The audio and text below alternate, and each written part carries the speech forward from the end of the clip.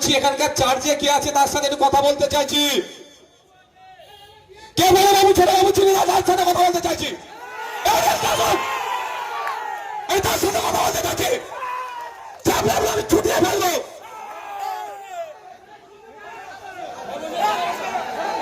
বসো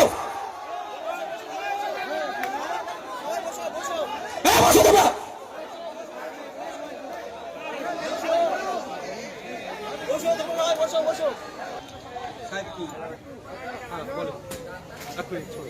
বলেন কি করবেন বলেন আমাকে।